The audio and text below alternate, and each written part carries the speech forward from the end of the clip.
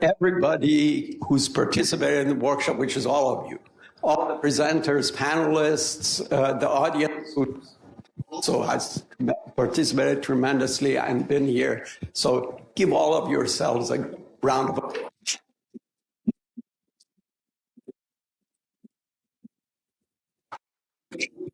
Oh, yeah, absolutely. Absolutely.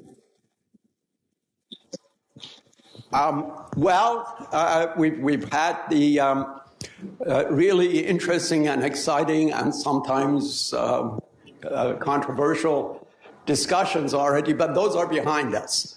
What we're here now, this afternoon and later this evening during the dinner, is to really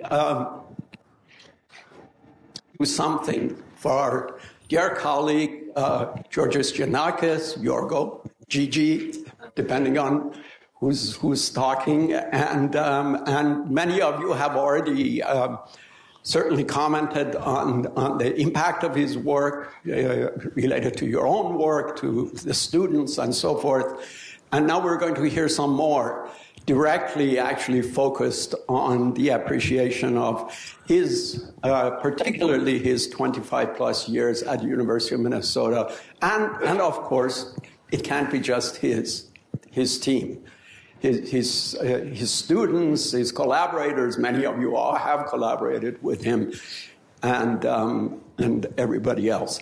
So we will start this program this afternoon with first, basically, 3 messages from the administrative side of the University of Minnesota, starting with an in-person set of remarks by Randy Victoria, the head of the Electrical and Computer Engineering Department, and then we will have a couple of video messages from other members of the administration.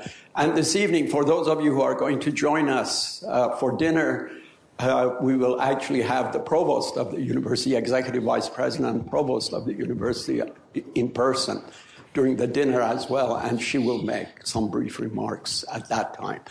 So let's kick things off. Again, very pleased to have Randy take time. It's a beautiful day. Randy is a golfer, so there's Louis. Louis, you still golf? There we go. You can go with Louis later. So Randy, thank you for taking the time to be here for this celebration, and look forward to your remarks. Thank you, Moss.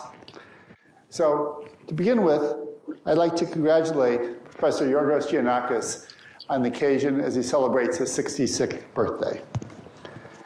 I would also like to thank him for his numerous contributions to the department over the last 25 years, particularly by providing an inspiring example of research excellence to our junior faculty and by raising our profile outside the university. The department has certainly benefited from your accomplishments. When I mention Yorgos to faculty at other universities, several topics come to mind. One of these is his enormous research production, which is partly represented by roughly 1,000 papers and a Google Scholar H-index of 160. These are astonishing numbers, particularly in engineering where citations are harder to come by. Unsurprisingly, he is listed in the top 20 of ISI's highly cited researchers in ECE and computer science. Often mentioned is very important work on linear precoding and wireless communication systems. I'll not trouble you with my interpretation of this, which would be bad probably, but why I mention it is I think it's really significant that even I, who work in the distant field of magnetics, have heard about it. Among other awards, he has won the IEEE Fourier Award for Signal Processing, which is an IEEE Technical Field Award, and thus among the highest technical honors the 400,000 member society bestows. However, to me, the most important and the most significant accomplishment is his enormous success of his students. He once told me that he views his students as his children and is heavily invested in their success. The results speak for themselves. He has graduated 58 PhD students and advised 27 postdoctoral fellows. Several years ago, I counted 13 as faculty members at well-known universities, 6 at top 25 universities, and 3 at universities typically ranked in the top 5. Probably the total is higher now. This is exclusive of those placed in foreign universities. It is, in fact, how many conversations with other department heads begin. Namely, they mention that they have hired one of his students. Finally, I'd like to just mention a few specifics about inspiring our junior faculty. I'll begin by interjecting my own thoughts on conducting successful research. Basically, if you have quality students and the funds to pay them, your research is sure to benefit. In my opinion, Yorgos exemplifies this, as I pointed out to numerous young faculty. For example, Yorgos emphasizes the importance of fundraising to support multiple students and postdocs. He expects young and older faculty also to write multiple proposals per year, and this insistence has raised the standard for many. He has also vigorously recruited high-quality students to his group, and I have used examples such as his to persuade young faculty to just not accept what is easily available, but go out and look for the best student possible. In short, I believe that Yorgos' example has helped many of our faculty's research to prosper. With this, I'll conclude and allow others to offer their thoughts and congratulations. Once again, Yorgos, I, on behalf of the University of Minnesota Electrical and Computer Engineering Department, congratulate you on your birthday and your outstanding research career.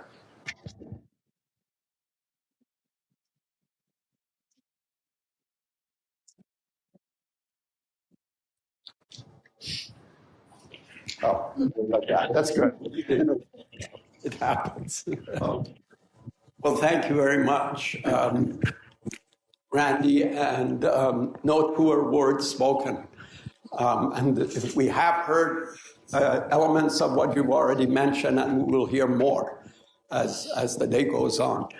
So the next opportunities are 2 video messages, again from the administration. Unfortunately, our Dean Andrew Aline, could not be here. He has another commitment elsewhere, so he has recorded a brief message.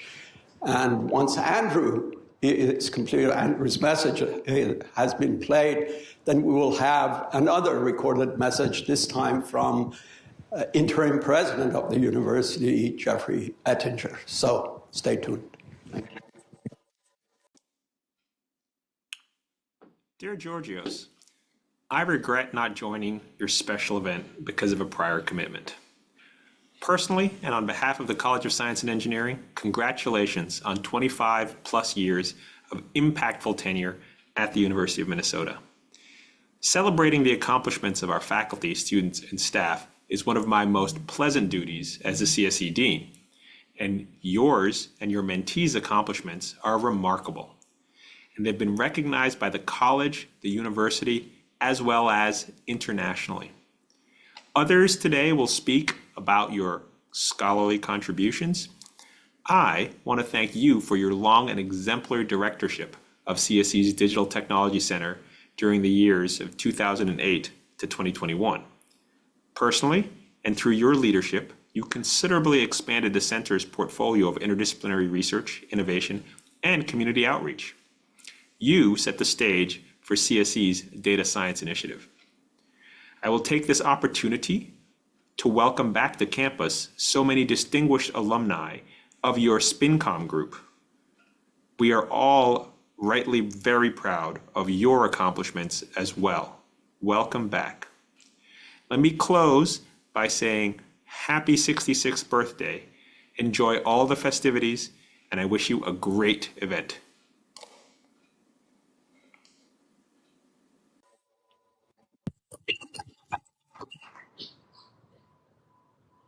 Hello, this is Jeff Ettinger, Interim President of the University of Minnesota, and I'm happy to be able to share a greeting as we honor Professor Georgios Giannakis. Georgios, thank you for 25 years of remarkable service to the University of Minnesota. You make your U of M colleagues proud of your field-shaping scholarship, technological innovations, teaching and mentorship of a large and diverse cohort of graduate and postdoctoral students, and interdisciplinary research and outreach leadership, especially your long service as Director of the College of Science and Engineering's Digital Technology Center. You also bring distinction to the University of Minnesota as a holder of a McKnight Presidential Endowed Chair. Congratulations on your myriad academic and professional recognitions from around the globe. I wish you and your students a wonderful day of celebrating your accomplishments. And I send you my warmest birthday wishes. Thank you.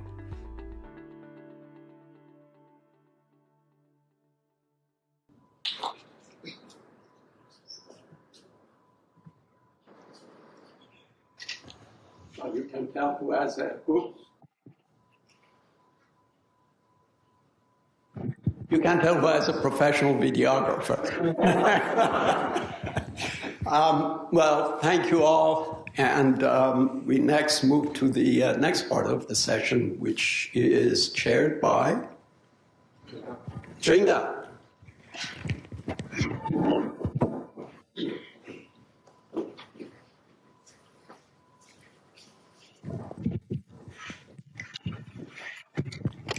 Before we start the next part, I just want to say, personally, I want to thank all the speakers, the panelists for excellent presentations and panel discussions, and the audience for excellent questions. We had, I really enjoyed all the questions, the discussions. I hope you enjoyed also. So. And that's from my personal part and also on behalf of the organizing committee. So next part of the session, we'll start with a message by Jerry Mandel, who was Yorgo's PhD advisor. So this part of the session will be about GG or Yorgo's pathway from graduate student to faculty years. Unfortunately, Jerry Mandel could not come here. They were planning to come here, so he and his wife were planning to come here in person. But last minute, we got a message that they got COVID, and so we wish them to recover quickly and safely. So Jerry Mandel, he sent a message, and the message I think will be read by Anatharam Swami. So let me just say a few words about Anatharam. Maybe you can say more about yourself. So what I know about Anatharam is you were the closest neighbor of Yorgos when he was a graduate student. Yeah, so they have been longtime friends and collaborators. So I'm sure you can say more about yourself. So Anatharam will read the message from Jerry. You want to be Jerry had the right props, so this is my gold bracelet that Jerry would normally wear, and I guess I should unbutton my top shirt button, which I won't do, but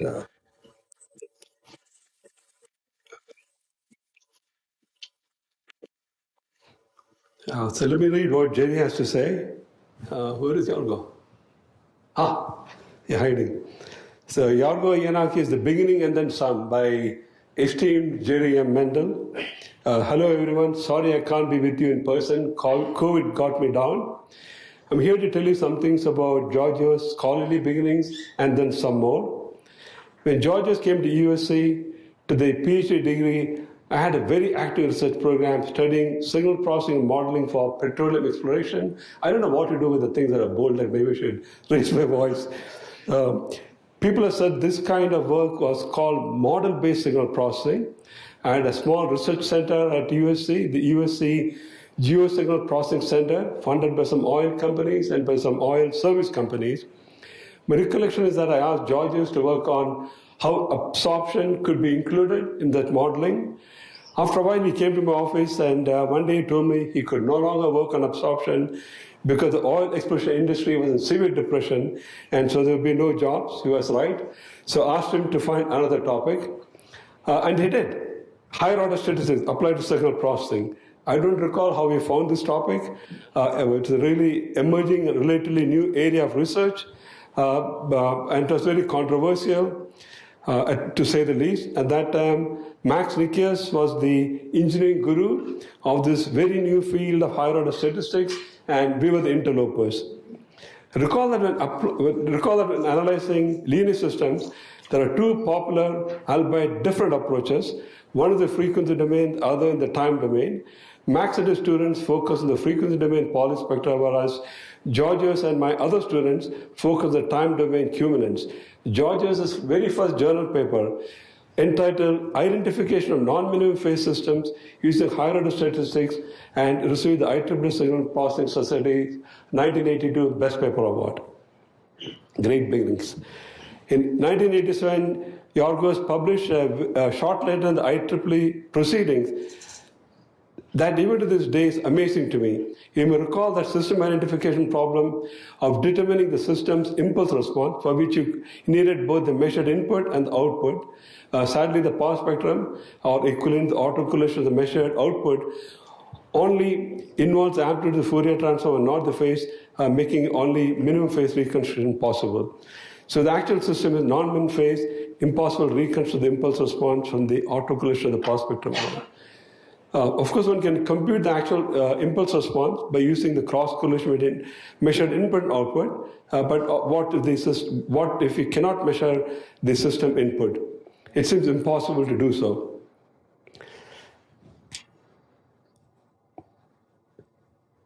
Oops, I lost this note here. Namely, input, output, response, and output. However, he also knew the system input to be non-Gaussian, a property of the input, not about the measured value. Then Giorgio showed that the system's impulse response can be computed as a ratio of 2 third-order QMinence to the measured output. This is a very surprising result to me.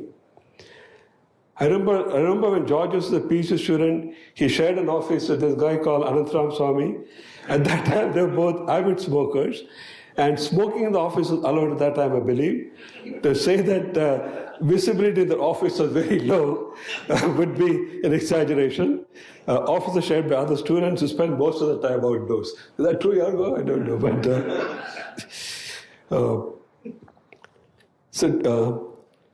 and another PhD student, Robert Popoli, who gave us lectures about fuzzy sets during the summer of '88, attended by Georgios and Anantram. And by the end of the lecture, he had us convinced that fuzzy sets are legitimate mathematics. This opened my eyes for the next 40 years or so and changed the course of my entire career, culminating in my student developing what we call higher order fuzzy sets, a type 2 fuzzy set that allows the uncertainty about membership functions of a type 1 fuzzy set to be mathematically modeled, providing fuzzy sets with additional degrees of freedom. It was Georgios' work on higher order statistics that inspired me and my group to ultimately develop our higher order type 2 fuzzy set. Honestly, I really have not followed Georgios' technical work since he left USC because I've gone in very different directions. But I ran into a couple of friends who would like to comment on them as well as on his eminent career. Here's what William Shakespeare says. I can't quite get Willie's drawl or whatever accent he had. It's a sonnet. I'll try to not sing it, but in fair Minnesota, where we lay our scene, there dwells a scholar wise and keen. Georgios B. Giannakis, his name renowned, in halls of learning his wisdom crowned. Upon the McKnight Professor Chair he sits, in the realm of ESC where knowledge fits. A fellow of the Royal Academy's embrace, his intellect shines with steadfast grace. In scholarly pursuits he leads the way, through realms of dates where insights sway. With mind astute and vision clear, he charts a course devoid of fear. He works a tapestry of thought profound. In fields of signal, they are widely found. From algorithms to wireless sway, his contributions light the way.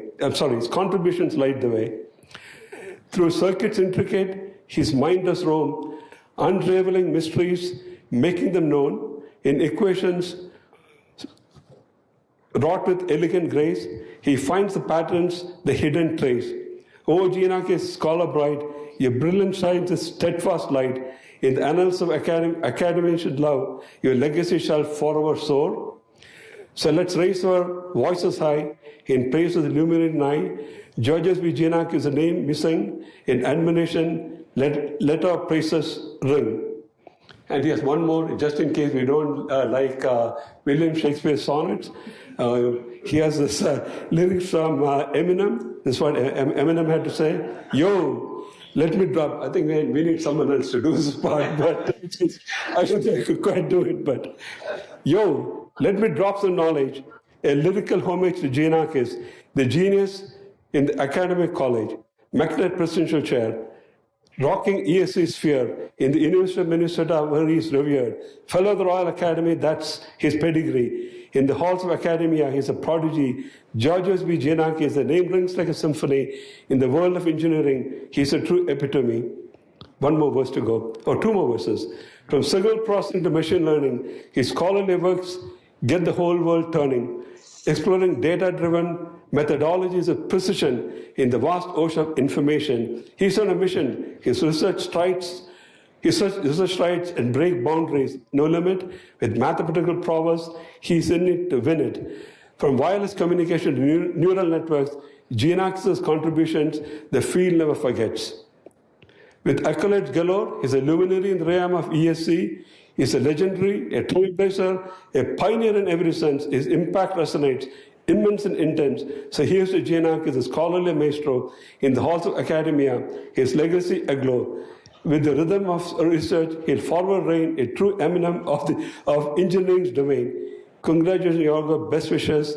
PS from Jerry. The poems are written by ChatGPT, not by Jerry. Happy birthday, Yorgo.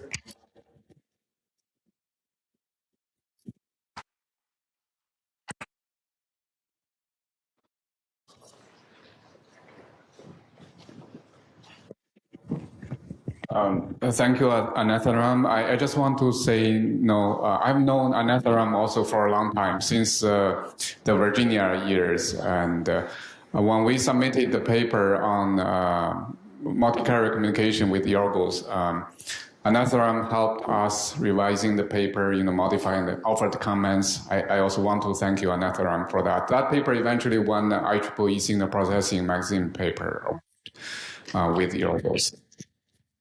And Anatharam himself is a very distinguished scientist at the Army Research Lab, a life fellow of IEEE. So when you have a party, Anatharam, let me know. I don't want to miss that. So, so next, Nikos Sideropoulos is going to make some comments. I think almost everybody knows Nikos. What I know, when I know Nikos, that was in Virginia. And so later on, Yorgos moved to Minnesota, and then maybe the same year or 1 year later, about the same time, Nikos also moved to Minnesota, and then he again moved back to Virginia, first as a chair, now as a faculty member. So Nikos. Yes, thank you. Thank you, Tita.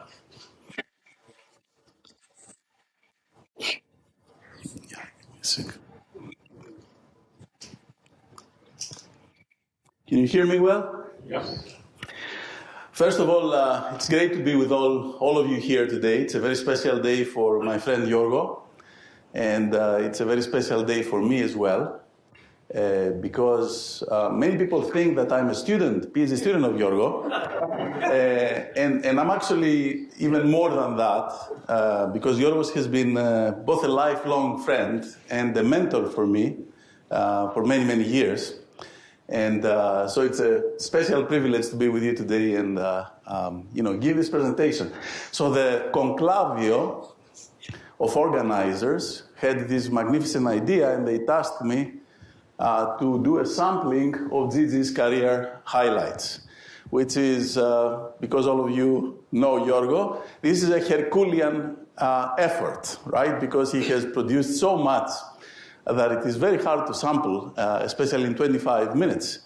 And for those of us that have a background in signal processing, you know that the sampling theorem is based on certain assumptions. And here we are violating a basic assumption, because Gigi is not band limited.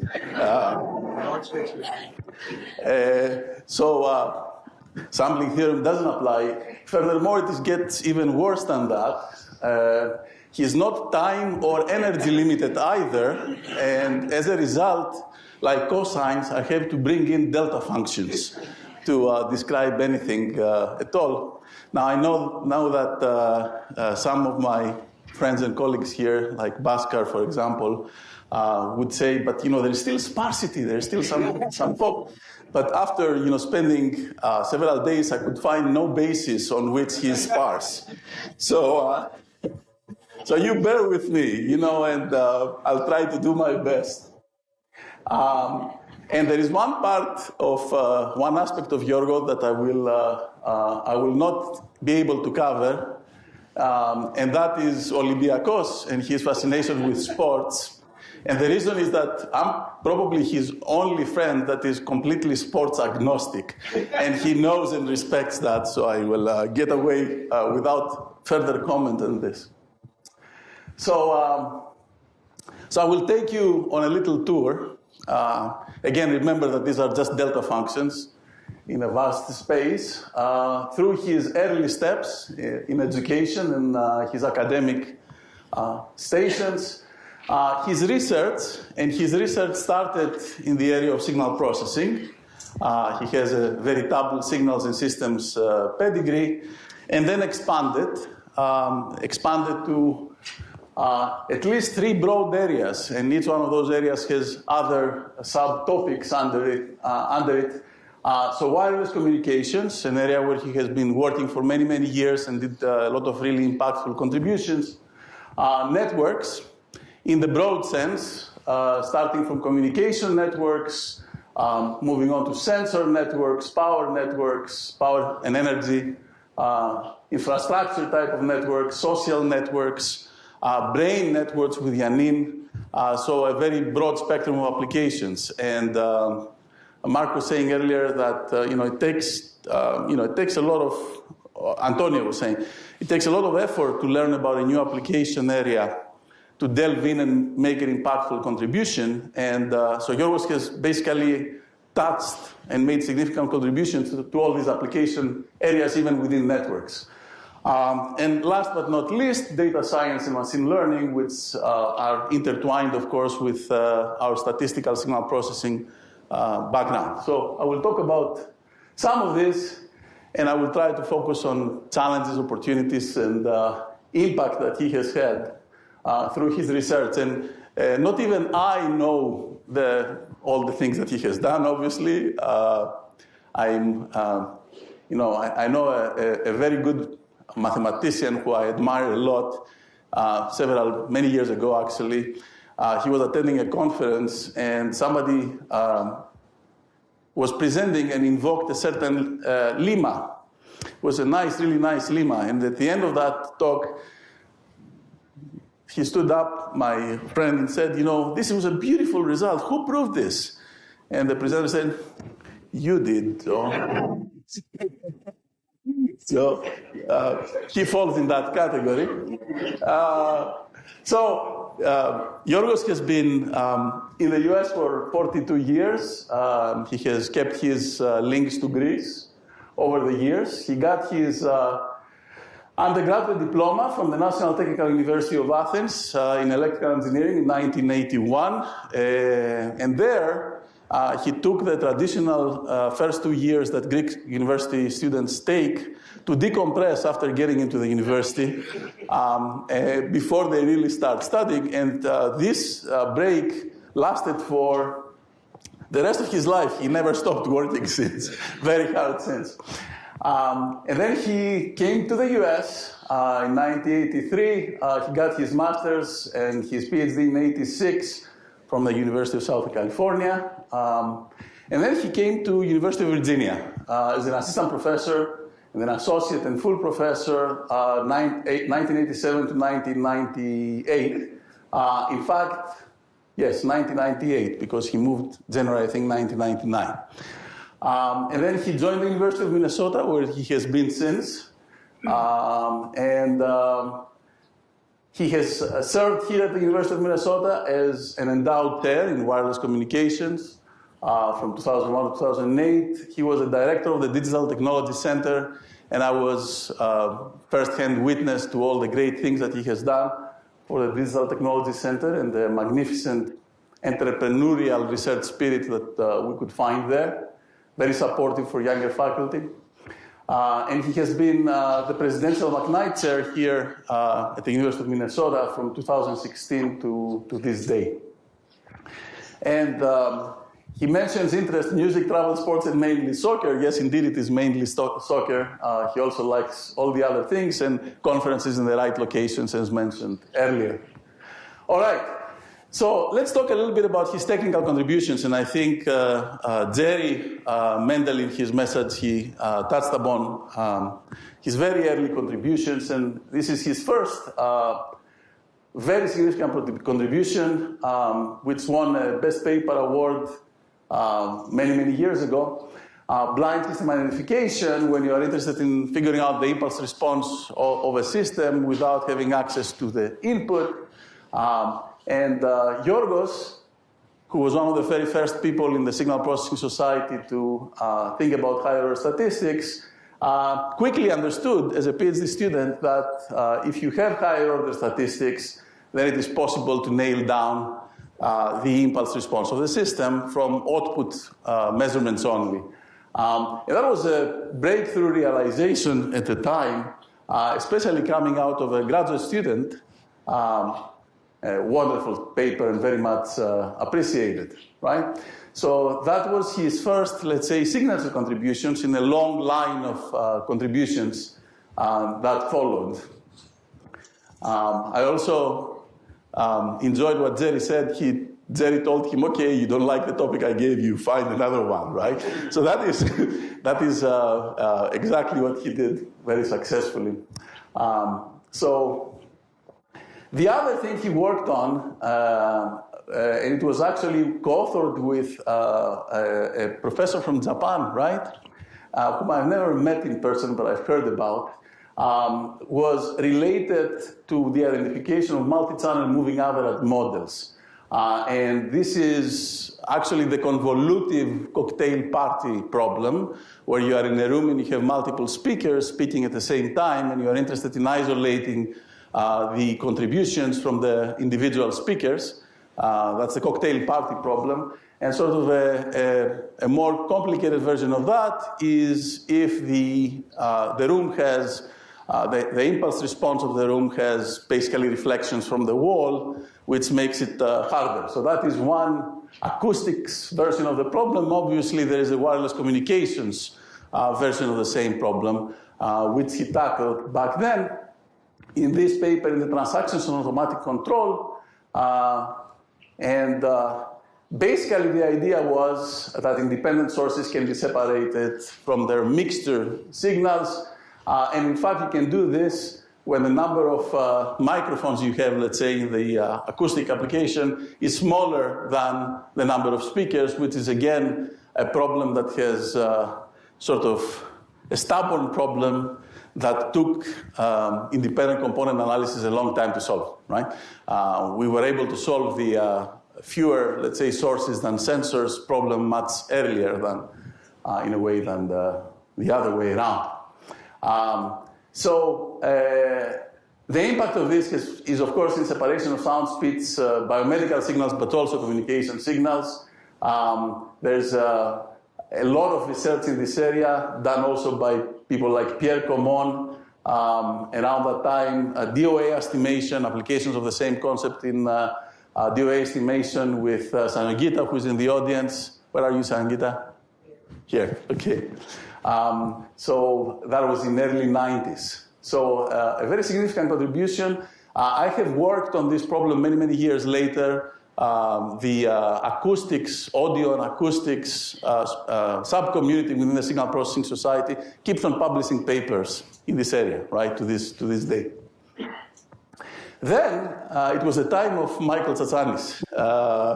And what Pipi also brought up yesterday, it was the time of filter banks and image compression and signal compression. He gave, actually, Pipi gave a very good overview of the topic yesterday. People were looking at, what are the filter banks that allow perfect reconstruction, how to quantize the subbands, etc. And then Yorgos and Michalis, who was then a PhD student, came together and changed the problem statement. And if there is anything that sort of is a take-home message from Yorgo, what can you say is his trademark? He changes the problem statement. He doesn't change, he doesn't look for the third decimal solution or the new and improved solution, but he says, okay, let's consider this problem instead, because it's more conducive to making progress, right? And to me and to many of us, you all know that the right problem statement is often more important than the solution. If you have a problem, you will find the solution eventually.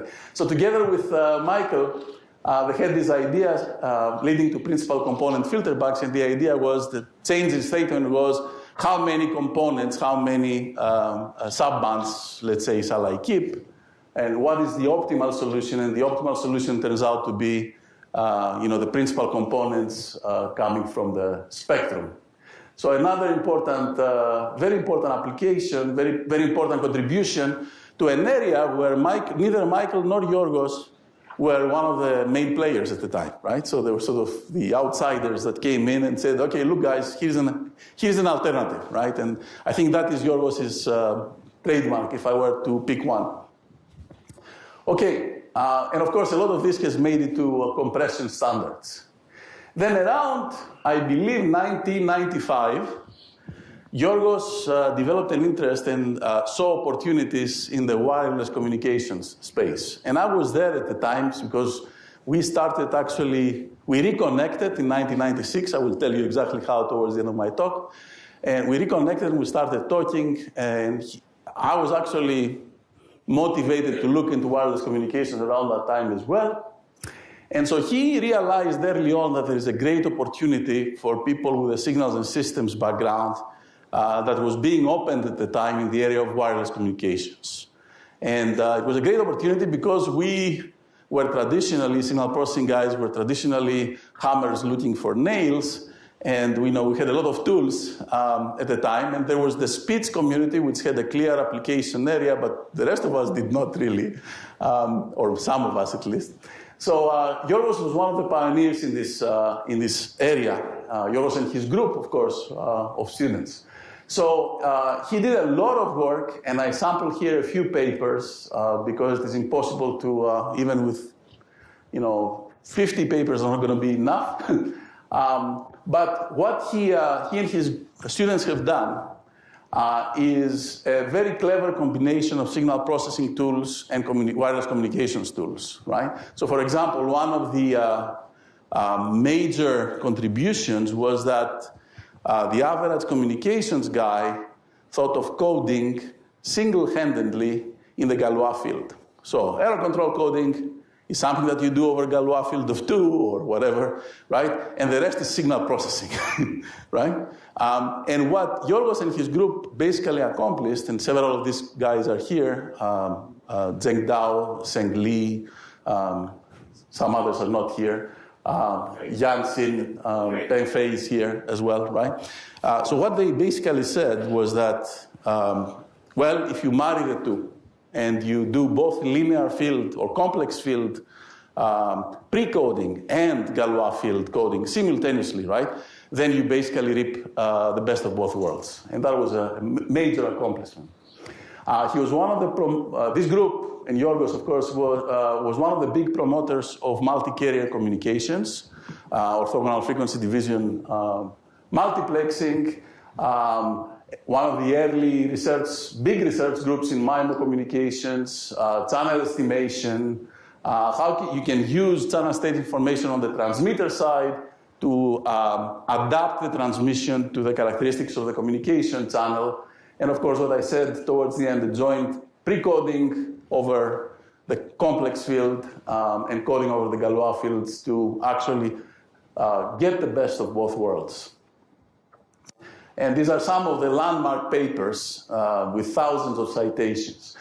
So lessons here, if you do joint linear complex field, let's say, and Galois field, you can improve reliability and speed, and especially so when you can put your hands on the transmitter with timely channel state information. And a lot of this work has made it to the standards, right? And it has been used for many years now. There are 30-some patents behind this work. And that's all I'm going to say about the patents at this moment. But very, very impactful work has touched upon the standards. And I will sort of single out these 3 papers to talk about in slightly more detail. So one is this linear constellation precoding, which won the 2004 Marconi Prize Paper Award, the highest prize in the Communication Society, in which they proposed very simple, closed form, and easy to implement precoders using this constellation precoding idea that give maximum diversity, right?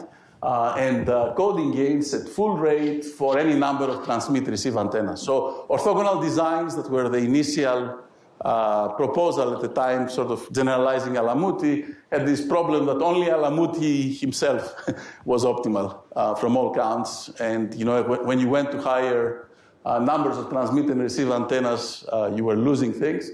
So that was a major thing that Yorgos and his group did in 2004. Another thing that is now coming even stronger, let's say, in the standards is this idea of codebook design for transmit beamforming and with limited feedback. So the idea is that, you know, you cannot possibly design beamformers for every possible situation in real time. So the idea is that you want to design a set of possible beamformers beforehand based on channel statistics, essentially, and then take those beamformers and select one of them to use during show time, basically. That's the idea.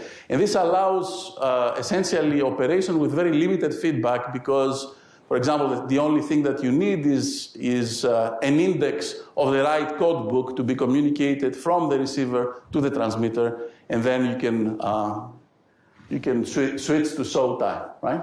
So that was a major idea at the time, and like I said, it's becoming more and more important. And then there is this beautiful paper that won the Signal Processing Magazine Best Paper Award with Zheng Dao, appropriately entitled Where Fourier Met Shannon, which showed not only this paper, this is sort of the flagship, the coronation of a body of work, right?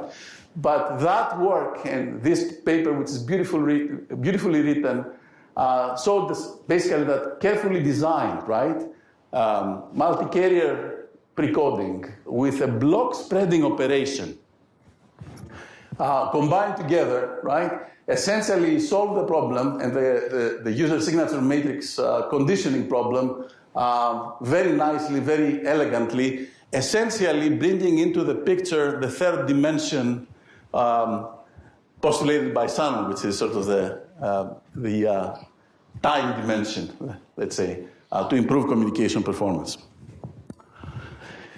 So that was before, I forgot that, ultra-wideband. So in the early 2000s, ultra-wideband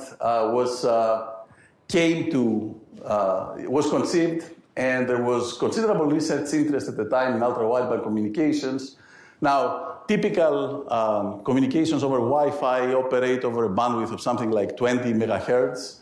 And narrowband communications is something in the order of, maybe kilohertz or 100 kilohertz. Spectrum is something around 100 megahertz. Ultra-wideband is in the order of gigahertz, right? So essentially, you have very narrow pulses, nanosecond pulse widths, and bandwidths in the order of 2 gigahertz, and you want to use this to communicate. It's a beautiful idea that is hard to implement in practice, and it is tough because it is very tough to synchronize. You have to basically localize the pulse in time at a resolution of nanosecond or sub-nanosecond, right? And it is also hard to estimate the channel, so synchronization and channel estimation are very difficult. It is also very difficult to suppress interference from existing systems which are potentially a lot more powerful than you as well, right? So in a number of papers with Liu Xin, Yang, and Sejisi, Ji, and several other authors listed here, Yorgos and his group solved these important problems.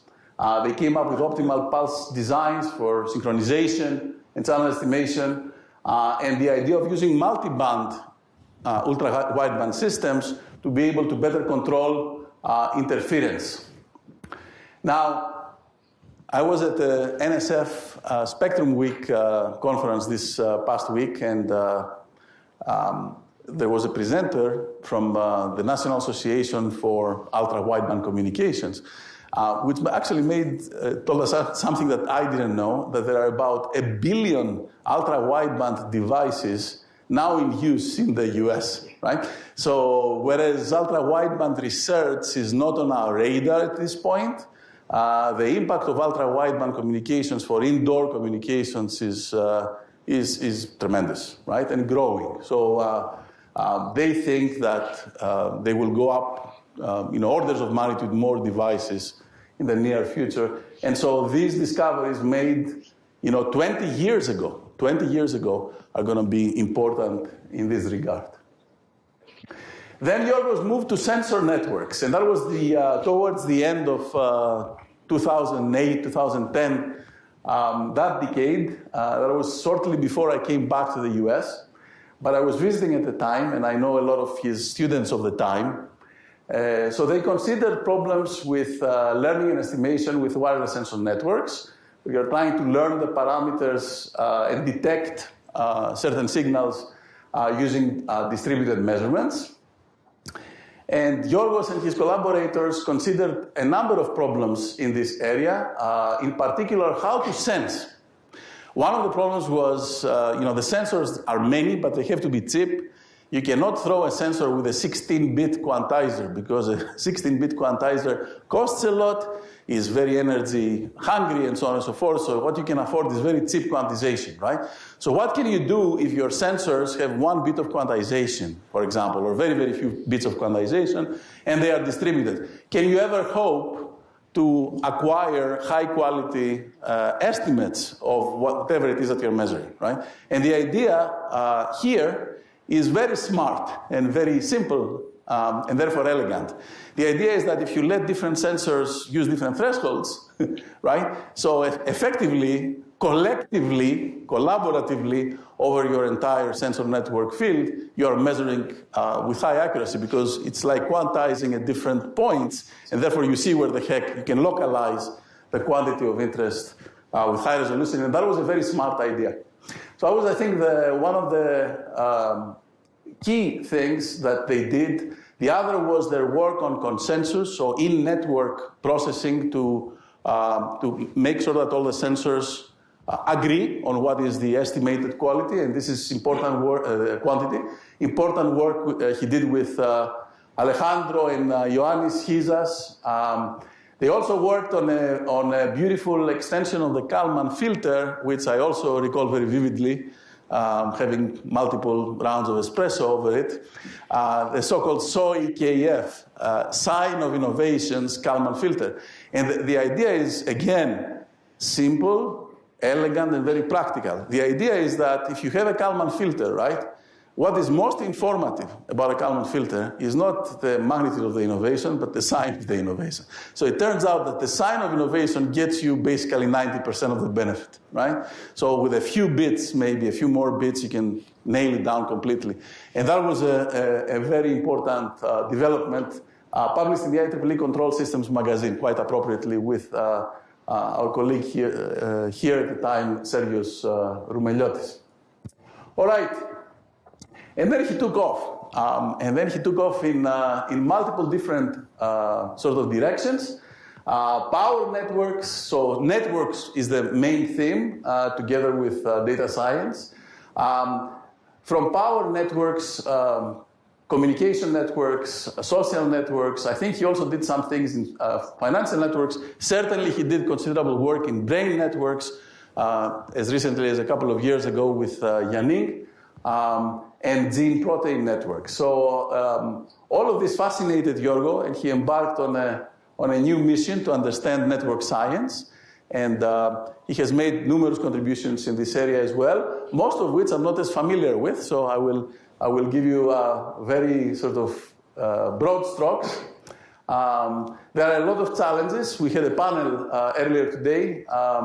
When you talk about network data, they are massive scale. They are streaming. You may have 6,000 tweets per second is probably an underestimation nowadays. A lot of challenges relative to more traditional kinds of data, because there's a lot. One of the things that we should mention is that these network data are a lot more dynamic, perhaps, because they are large-scale networks, and there are all these users that are uploading pictures and text, etc. So a lot more dynamic than other kinds of data. And of course, Yorgo saw an opportunity here, and the opportunity was the connection to statistics, signals, optimization, data science, his toolboxes that he knew so well. One of the papers that I think, Proceedings of the IEEE paper that has made significant contributions and impact is with George Karanicolas and Yanning Sen. They're both here in the audience today. This topology, identification, and learning over graphs, accounting for nonlinearities and dynamics. In the interest of time, I will skip some of that and just mention that in a lot of these problems, the objective is to identify a graph topology that is hidden to you. So the graph is not given to you, as we may think in many other applications. The graph is something for you to infer, right? And the most rudimentary way of doing this is perhaps by looking if you have nodal signals on the vertices of the graph. The most rudimentary way of doing this is to look at correlations, right? And that's what people have been doing for many years, but there are a lot more sophisticated ways to do this, like structural equation models that were mentioned earlier today. But again, in the interest of time, I will skip that. I will only mention that one of the applications that they have looked at with Yanning in 2019 is inferring brain network connectivity. That is a big problem in brain science. There is not one network, there are multiple networks, so that's sort of multi-layer networks. And inferring connectivity is very, very important for neuroscience, for medicine, and goes on like this. So they have worked on this with very interesting results. Power networks, quite amazing. I looked at how many papers he has published in the area of power networks, and it is more than many people who have dedicated their life in doing research in power systems and networks. And we're talking about papers in transactions on power systems and things like that, right? So core papers in that particular area. And there are a lot of problems. Again, I don't have the time to go into any detail here, but there are a lot of problems. We had a panel this morning, so I will again appeal to the fact that we are not band limited. He is not time limited, but I am. To go to one of his recent topics, the wisdom of crowds and crowdsourcing, basically, right? Crowdsourcing learning and estimation problems. This is a problem area that he has worked with multiple students, in particular Panagiotis Draganitis, who is somewhere there, among others, right? And the idea is, if you ask a large number of people to guess the weight of an ox in this particular example, right, and you take the average of the guesses, the crowd will nail it down to the pound, basically, right? So there is wisdom in the crowd and in averaging, crowd opinions, and this is also behind, can I ask the audience in things like Who Wants to Be a Millionaire? And so Yorgos has worked in this area with very interesting and elegant solutions, some of them actually connecting, my work on tensors to essentially crowdsource systems and how you can bring some of that factor analysis to bear on this very important problem. Okay, so I will maybe skip this just to be on time and to allow myself the luxury of saying something for the last minute of the talk that I want to say.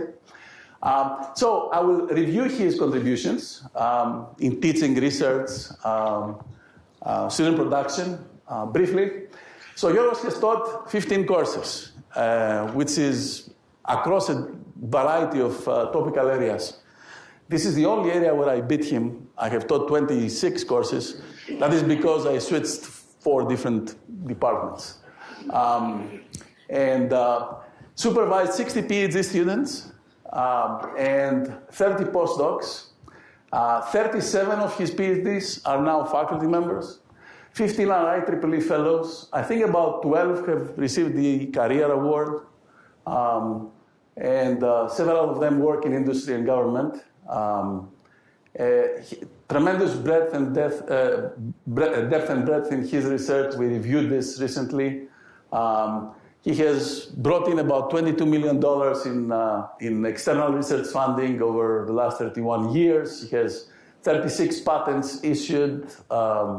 These patents influenced IEEE standards all over the place, particularly in wireless communications. He has received all the major research awards in his area. The IEEE Fourier Award, which is a technical field award by IEEE. The IEEE Signal Processing Society Award, very recently. The Technical Achievement Award, 25 years ago, can you imagine that? He was one of the earliest, youngest fellows of IEEE ever, I think. He was second, third year associate professor when he was made IEEE fellow. He received the Technical Achievement Award from the EuroSIP. He's a member of the US National Academy of Inventors, the IEEE Communication Society Education Award. He's a member of the European Academy, the Academy of Athens, talking about links to his to Greece, and the Royal Academy of Engineering, where he was appointed last year. He has not 1,000 publications, as Randy said, but 1,300. So you got to keep your statistics updated when it comes to Yorgo, including 10 Best Journal papers and 9 Best Conference Paper Awards from SPS and ComSoc, 160 AIDS Index, about 191K publications. He was also honored with honorary doctorate degrees from Patras, Peloponnese, and he held distinguished professorships in China several years ago. One of the leadership roles that I would like to underscore here is that he was the founder and the first chair of the Signal Processing Society Signal Processing for Communications Technical Committee, where I was also involved for many years. I served as chair after an Anthem. Yorgos basically led the way. And that was a very important move at the time because he brought with him, and due to his visibility, a very vibrant subsection of the Signal Processing Society who turned from array processing to communication signal processing. Because there was several people who were working on array processing and saw opportunity to transfer their skills to wireless communications. Yorgos was important, pivotal, I think, in this role, and he did us all a great service. He served on the board of governors as editor-in-chief of Signal Processing Letters. He did the IEEE workshop on data science right before COVID. That was the last regular conference that I had attended for a long time. And then, as the dean said, very rightfully, he led the Digital Technology Center for 13 years. DTC had the order of 100 graduate students, 50 affiliated faculty. It was a beehive of research activity, and it had the best espresso in town. As a matter of fact, when I was, thinking about whether to accept the next move that I made, he was preparing retention espressos for me on a daily basis, and I really appreciate that. So he has been on a very long trip, and a very long and productive trip, and he has touched upon a lot of students, faculty, staff, and made many friends on the road. In Greece, we have several, beloved philosophers and poets. One of the most beloved ones is Constantine Cavafy, who was born in Alexandria in Egypt. And he has written a poem that many of my compatriots love, including Yorgo. And it says, as you set out for Ithaca, hope your road is a long one, full of adventure, full of discovery.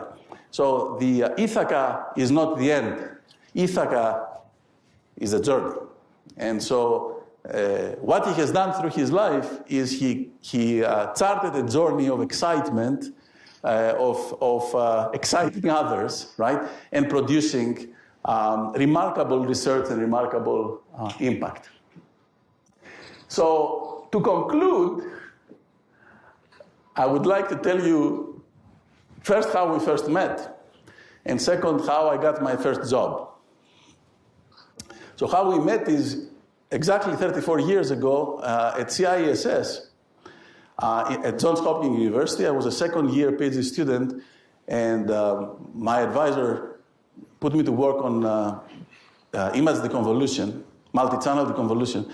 And I went to CISS to give my first paper presentation. And even I surprised myself because I gave a very good presentation. And the reason was, as I was recounting to some friends earlier today, that I was clueless. I was completely clueless. I didn't know what to expect, that, harsh questions can come your way, that you have to be prepared. So I didn't know, but I had a good attitude, right? So I went in and I gave a good talk. And he came to me and he said, he said, basically what he meant was, you just hatched out of your egg. That was a good performance for somebody who just hatched out of the egg. And that is Yorgo. He always has a good word to say about young folks who are aspiring. And he did that. And then we met again, and that was memorable. In 1996, at Asilomar, we had stepped out of the conference to have some coffee. And we met and we started talking. And both he and I have this tendency to share our excitement about research, right? If anything else, he's been my idea bouncing fellow, right, for many years and vice versa. So I told him, let me tell you what I found out recently. So here are my hand notes for this problem, right? And what actually a computer scientist friend had posed this problem to me back then. And the problem was, you have a signal x of t, and you don't observe samples of x of t, but you actually observe piecewise integrals. So you observe this integral, then this integral, right, and so on and so forth. So you observe piecewise integrals. And this is motivated by data warehousing because they cannot store the whole thing. They cannot store daily sales. They store weekly sales, right? And then they are interested in recovering the daily sales, of course. Computer scientists are bold people, right? And so he told me, can you ever go back and get the x of t, right, from the piecewise integrals? And I told him no. But then I thought about it, and the more I started thinking about it, the more I started seeing the light. And 3 weeks later, I saw the light. And I went to a senior fellow in signal processing at the time, and I told him, did you know this? And he said, this is wrong. And then, and I emailed, back then there was email, right? Email was 10 emails a day, that is, so that people were reading emails, right? So I wrote to one of the gurus and I said, and he said, well, yes, I know, but I didn't thought it was worth talking about it. So the answer here is, of course, that you can recover the x of t under the exact same conditions under which you would recover from point samples, right? So if instead of these integrals I give you this sample and that sample and that sample, under the exact same band limited condition, you can recover from integrals as well, which explains to you that the sampling theorem is such a strong assumption that it is, sort of a very hard assumption, right? If you can recover from integrals, which wash out all the details, let's say, right? Right. So, and that brings me to Yorgo. So I explained this to Yorgo, and his reaction, like he was the fifth person, right, senior person that I was explaining this to, his reaction was, man, this is nice, and it should be in textbooks. So with this, I will leave you with this story, and thank you, Yorgo, for bearing with me all these years and for all your contributions.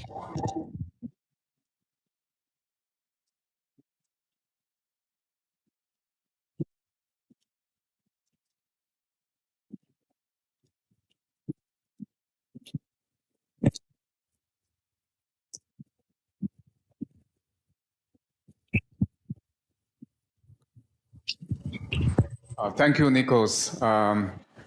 It reminds me the time I had, I was a student in University of Minnesota, so I took classes from Nikos. His classes was always fun and with clarity. So thanks for the nice overview of, should I say, maybe the first half of Yorgo's academic career. I don't see any sign of Yorgo slowing down. So maybe, 25 years later, we can celebrate the second half. So next, I will invite Moss back. So I don't think Moss needs a lot of introduction. I'll just say one thing. Moss was the person, the chairman who hired Yorgos to Minnesota. And for that, I followed Nikos to Minnesota. So I also graduated from Minnesota, but I didn't have the fortune to take any class from Moss because he was already the chair. Lucky you.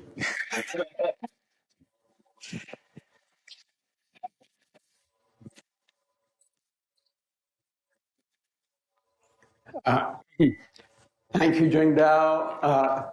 Thank you, Nikos. Well, this is going to be very brief. And the reason is because I knew others would be speaking before me, and particularly I knew that Nikos would be doing this relatively exhaustive. It's this, obviously, as he mentioned, it's impossible to be exhaustive description of Yorgo's work. So what I want to just talk about a little bit is about how we came to connect. And it will, as you will see, the start really is connected to things that, Nikos has mentioned it as well, but Jerry Mandel certainly pointed to. So I'll just, and without going into details, I want to just take us back to 1986, okay? Do I? There. Oh.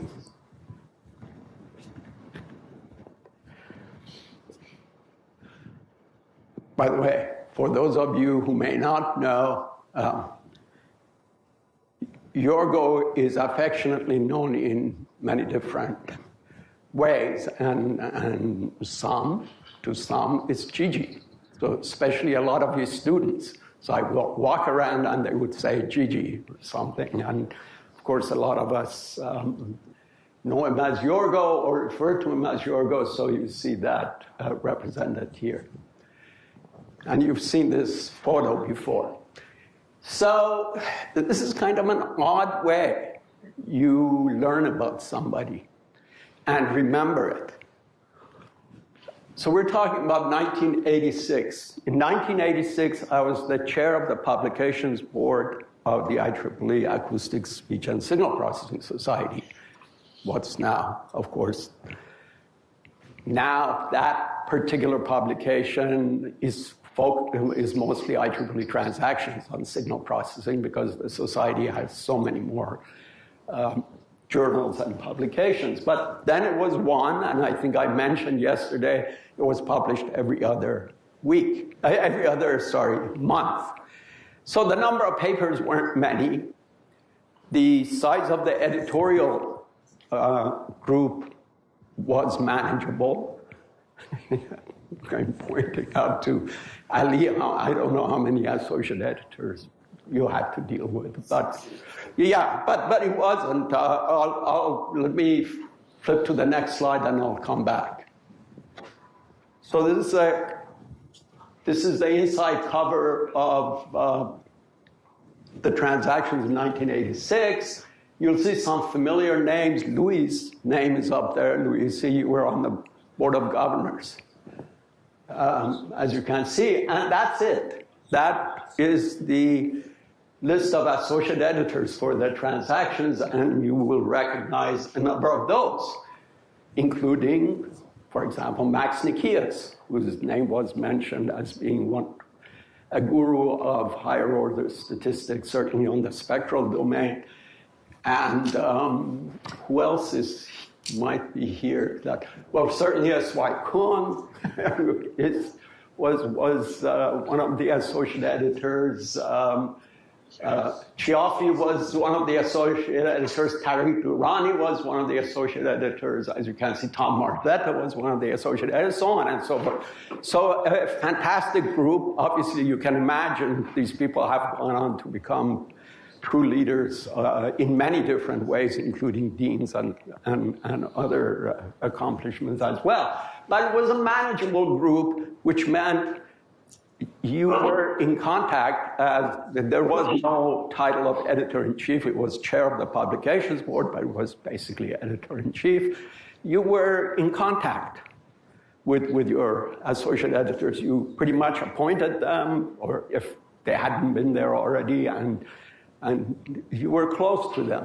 But you also could see the list of papers. You could see the papers sometimes. The papers were managed by Pierce Wheeler. Some of you who've been around may remember it. So anyway, go back. And in 1986, this paper was submitted. Identification of non-minimum phase systems using higher order statistics, which has already been referenced. And, well, I mean, I didn't see this paper. Obviously, I couldn't see all the papers right away. But it was submitted, as you can see, in 1986. But as you can also see, that it took 2 years for it to go through the review process. And on occasion, when something like this would happen, actually, reviews were slow, just generally. But in some cases, there would be disagreements. As you can, still there are disagreements between authors and reviewers and sometimes associate editors and so forth. So this particular paper was one that faced such a challenge. And it ended up bringing it to me. So eventually I had the pleasure of seeing the paper, not understanding much of it. This is a 17-page, I think, a 17-page paper. It's a big, long paper. But anyway, I got involved somehow together with the associate editors and reviewers and so forth in managing the eventual processing of this paper and as you can see, acceptance. Now, so what? I mean, this happens a lot. But this paper, and particularly the student at the time who had written the paper, and the arguments that were made during the interaction with the reviewers made an impression on me, made a real big impression on me. So it was a virtual introduction to Yorgo.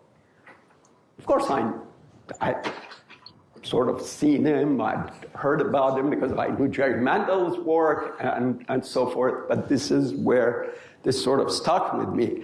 And I'm not sure if I mean, at the time I was, of course, a faculty member. I didn't know if I would ever have a chance to have a role in attracting him to the University of Minnesota, but I knew quality and I knew standards when I saw this paper and the arguments that went along with it. And of course, as you can imagine, and you've already heard, the paper received a Young Author Best Paper Award in 1992.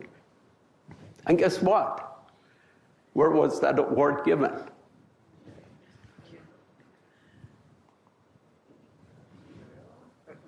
In Minneapolis. So, I mean, it's a small world. These connections happen in interesting ways. The paper was managed like that. We eventually actually shared this podium during the award ceremony in Minneapolis, the ICASP 1993, that I was the chair of. And so that's one thing that I wanted to point out. So that was the first one where it was a connection, an introduction to Yorgo, and in a sense, University of Minnesota, by extension, and Minneapolis. Can you identify the people in the picture? Yes, that's, let me see if this has, what do I push?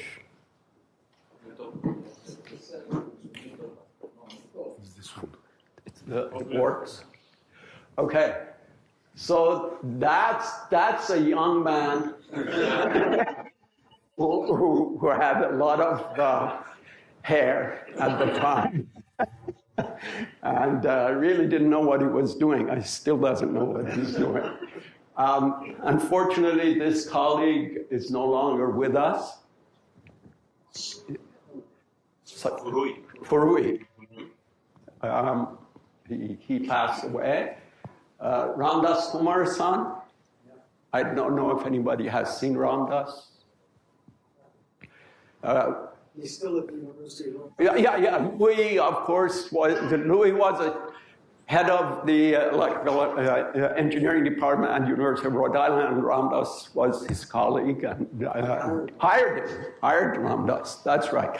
So Ramdas was an outstanding contributor to spectrum estimation in that area. So he must have had a Best Paper Award, I assume. I don't know. Leo Jameson. Leo Jameson, the former dean of engineering at Purdue, and a former president of the IEEE Signal Processing Society. This one, many of you know. SPiNCOM. Oh, is the filter. Yeah, this is SPiNCOM. This is Vishnu Atal, a leader in speech from Bell Laboratories. This is Kaiser, Jim Kaiser. Those of you, many of you know about the Kaiser window and Kaiser window, Jim Kaiser, and sorry? Yes, John Ackenhuser. Oops.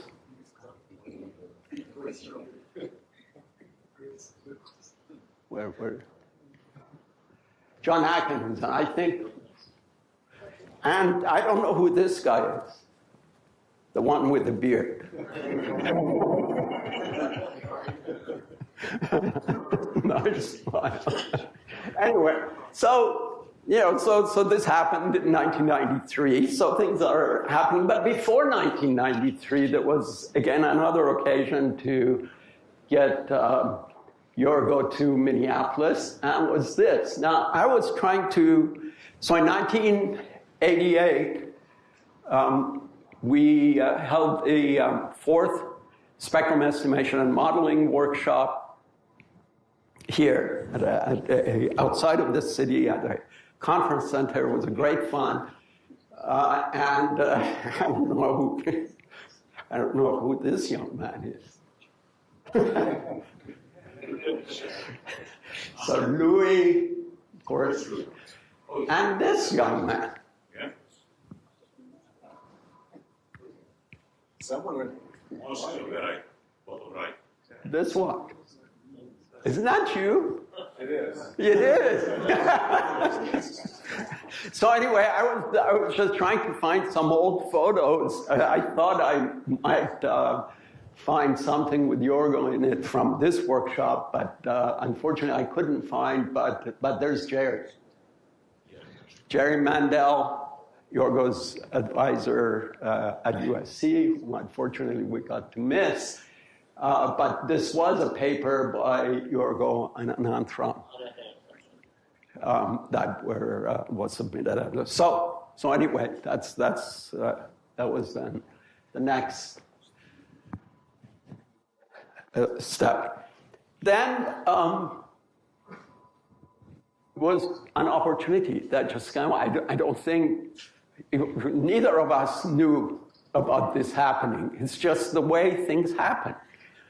We were both at IEEE, at ICAST in Seattle in 1988. It was late in the year. I was the head of the department. Ahmed Tufik, our colleague, former colleague, certainly was there as well. And of course, we were done with our recruiting year. This was May. And Ahmed apparently had a conversation with Yorgo and then mentioned to me that there would be a possibility, perhaps, of talking Yorgo into coming to University of Minnesota. And anyway, these are the papers Yorgo, our group had at the time. And this is what happened. So in my time, see, we didn't have a position. This is a senior level. It's a full professor, senior level position. So, and we're done. Faculty are about to leave town for the summer and everything. I had to rush back, get the dean to go along with the possibility of an interview and an offer, get our colleagues lined up, get the interview, get a tenure votes and process everything. But it happened. So this was the fastest in my, to my knowledge. I mean, it's a long time ago, so I can't remember for sure whether, but I wouldn't be surprised if it were actually the fastest turnaround I had from a conversation with somebody and a tenured faculty position. But as Yorgo and some of your students have told me this as well, and maybe Theoni, I don't know, the thing that actually made it happen was this. You get a Persian and a Greek together, and they have a conversation. If that conversation, yes, or two Greeks, even better. And if it's over some feta cheese and some good Greek olives, then sometimes good things happen. And indeed, that was the case. So the rest is history. All right, so Yorgo. This is 2004. Slim, are you here? Here. Fly back. He had to fly back? Yes. Okay. Yeah, so this is, Nikos, I couldn't just quickly find one when you were here, but this is 2004. So Slim Alouini was here, Nihar Jindal, some of you may know. Nihar, another one of Andrea Goldsmith's, actually both of them are former students of Andrea Goldsmith, were here, and Trifon, of course, as you can see, Tom Luo. It was a great group. It was a great group. We had great fun, and then with Nikos having followed Yorgo here was, and Emad here, that I guess others aren't familiar. So it was a great time. So it was very good. So let me summarize, because as I said, you've seen the details and you've heard from others.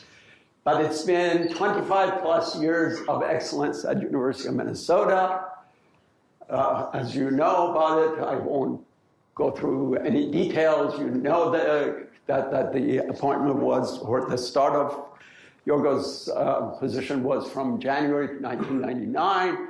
He held the ADC chair in wireless telecommunications, started in 2001, and received the colleges. Now, remember, this is a college of science and engineering, as I've mentioned before. So it's a large college, very diverse, going everything from chemistry to physics to earth sciences to mathematics to all of engineering, computer science, and so forth. And the college gives, on an annual basis, one research award to its faculty, sometimes two. But so within a short time after Yorgo arriving here, he received actually the college's research award. You've already heard about his term as the director of the Digital Technology Center at the university and the presidential chair. And he's received the award from the university for excellence in postdoctoral advising. You all know, I don't have to tell you about the groundbreaking research and impactful innovations that you've already heard. And the thing that, of course, we all continuously celebrate, in addition to those, is the students. The students, collaborators, everybody who's come through the campus, spent time here with us in various ways, as student, postdoc, collaborator, so forth.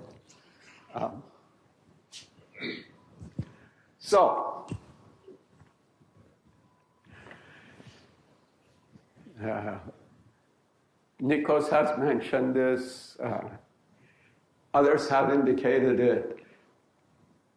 I think the thing that stands out with Yorgo, which I really have appreciated,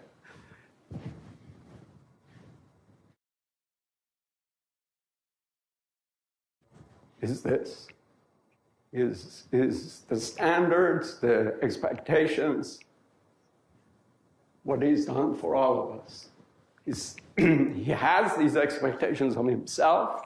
He has it of his students. I'm sure you all know that. He obviously has it of his supervisors. You know that. I'm not a big coffee drinker. I drink 1 cup of coffee a day. But every time I've been around him in a coffee shop or in his office with his coffee machine and so forth, I know what he expects from his barista. Okay? So high expectations of that, high expectations of his favorite. Isn't that your favorite football team? Yeah.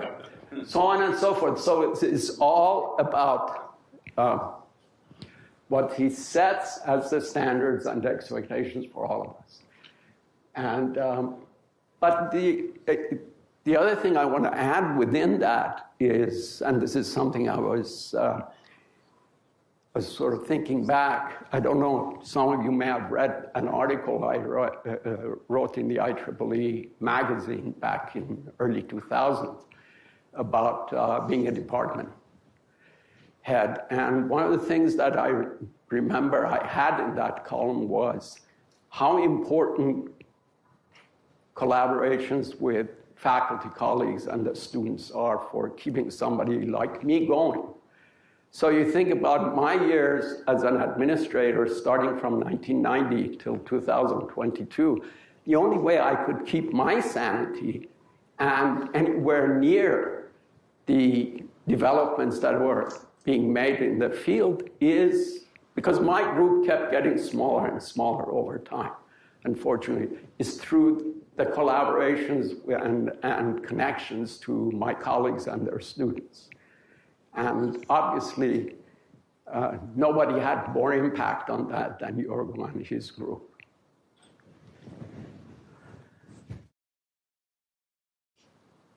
Last but not least, Keone. Thank you very much. Yep.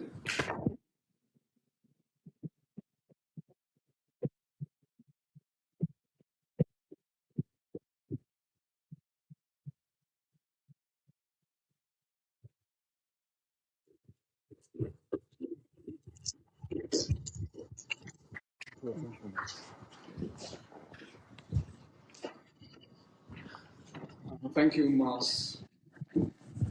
Thank you, Moss. So you are the reason that we are here today, celebrating.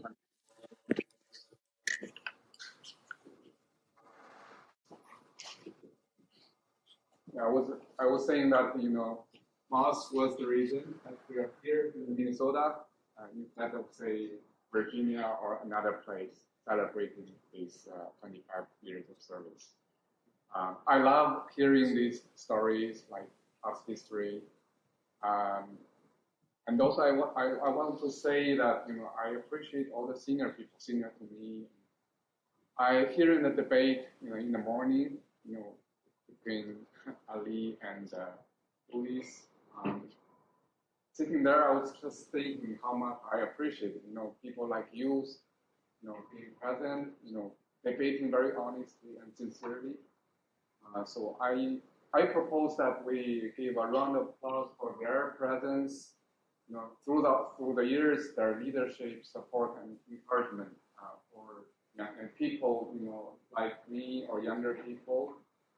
We have benefited tremendously from people like you. So, including my advisor, so how about we give them a round of applause?